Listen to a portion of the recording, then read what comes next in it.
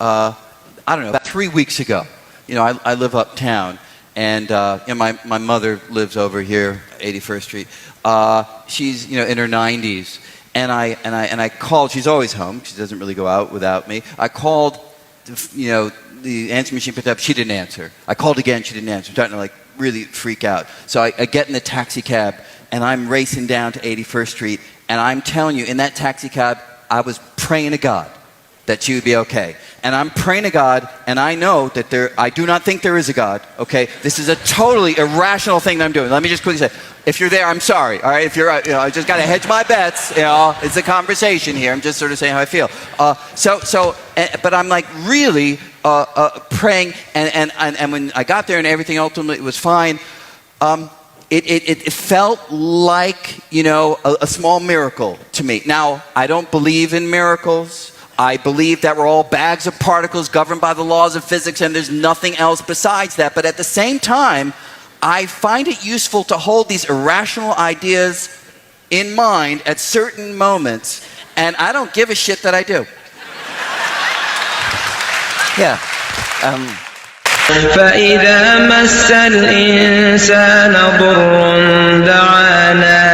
ثم إذا خولناه نعمة منا قال إنما أوتيته على علم بل هي فتنة ولكن أكثرهم لا يعلمون. kadib markaad ila aragto fideoga ay rakooban Brian Greene oo mulxid ah markii hooyadii dhibaatootay in wax walba intay ka kala duuleen iyo rumayntii iyo dafiraadii uu diidanaa ilaahay ay markiiba ka kala yaaceen oo ku mashquulay oo ilaahay bariyay oo ka iri yani ilaahay hadii aad jirto waxa weeyaan hooyadii u gargaar yani waxaan ilaahay ahayn kuma soo dhicin markii uu naxarintaasi la timiday taasina mowqifkiisa ay ka soo horjeedaa waana shay fidri ah oo ku kaxeynaya oo mulxidku sidoo doono ha u inkiro ilaahay laakiin marnaba naftiisa been uma sheegi karayo kuma qancin karayo dadka unbuu yani la soo fadhiisan karaya yani mowqifkaasi waxa uu ku cadeynaya in xataa dadka ugu inkirsan la dagaalama jiritaanka ilaahay ay yihiin kuwa naftoodu markay dhibaato dhacdo aan ka maarmin oo ilaahay mooyaan cid kale aan u baaqin sadarteed ba Eisenhower ninkii la oranayay madaxweynihii Mareykanka soo maray oo dagaalkii adduunka waxa uu indheynayay ciidanka iyo qaabkay u dhaqmayaan dabadeed waxa uu yiri statement caana hadal caan ah oo uu noqday oo uu yiri waxa weeyaan wuxuu yiri there are no atheists in foxholes yani ma jirto buu yiri dad mulxidiina oo ilaahay inuu jirin aaminsani marka dhufayska la joogo buu yiri warantii xilliga dhufaysku waa xilli dhibaato naftu halis ku jirto qofku anytime uu dhiman karo oo wax ku dhici karaan dabeedna uu aakhiradii uu marka hore rumaysnaa ayaa uu qofku tagayaa soo dhibaatooyinkan iyo hamigan waxay ku soo xaabirinayaan jiritaanka ilaahay soo wuxuu yiri dhammaan marka la joogo buu yiri xagga dagaalka ee dhufayska cid walba waa mu'min buu yiri yani mu'min rumaysan inuu ilaahay jiro buu yiri qof mulxidi ma jiro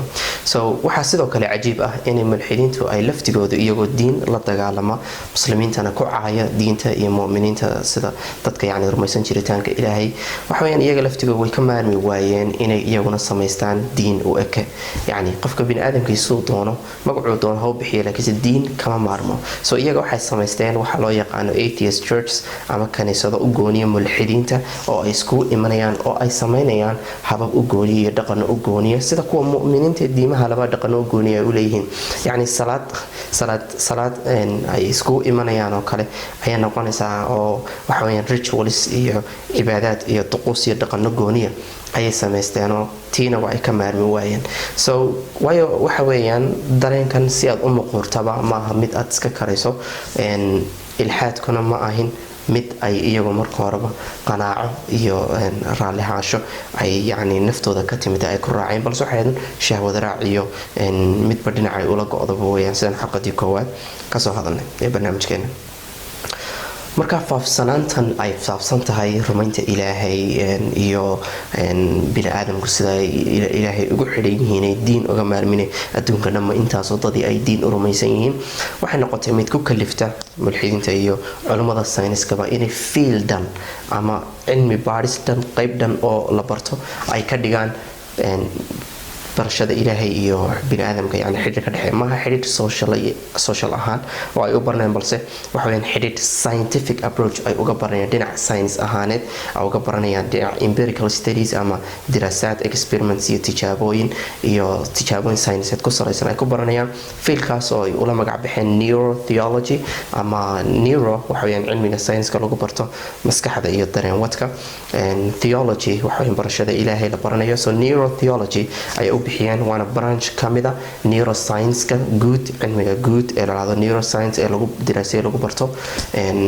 maskaxda iyo dareenwadka so qayb kamida waxay u hibeeyeen oo imika loogu talagalay in lagu takhasus gooniyo oo lagu barto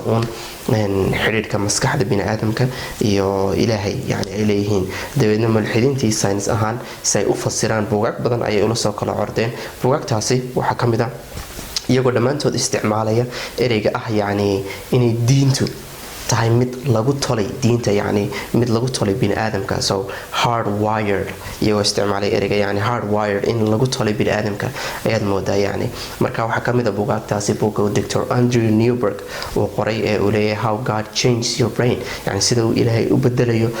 maskaxdaada yani sidoo kale waxaa qoray buug ninka Kevin Nelson la yiraahdo isna jawaab ahaan u bixinaya arrintan bini aadamka iyo rumaynta ilaahay ka dhaxaysa isagoo ninkaas waa neuroscientist waa nin cilmigan neuroscience ku تخصصي سو بوغيس wuxuu qoray the god impulse yani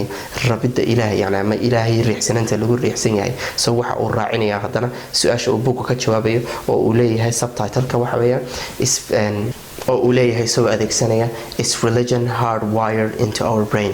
ma tahay diintu mid lagu tolay maskaxdeena yani buugu intaas ka jawaabaya inay tahay diintu mid lagu tolay maskaxdeena marka Kevin Nelson sigaftiisa buugaas uu qoray waxa xusid mudan ninkan li sheegay Dr. Michael Shermer ee mulxidka ahaa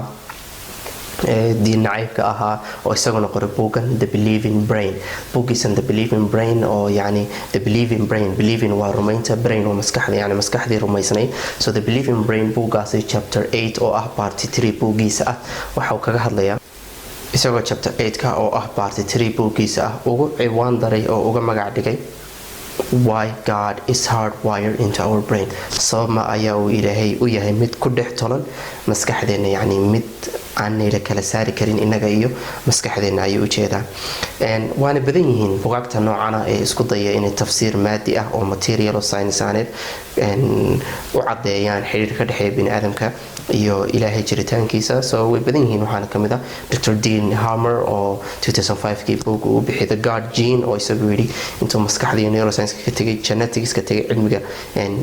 hiddaha oo kaas uu leeyahay The God Gene buugiisa wuxuu bixiyay The God Gene yani gene-ka ilaaha ama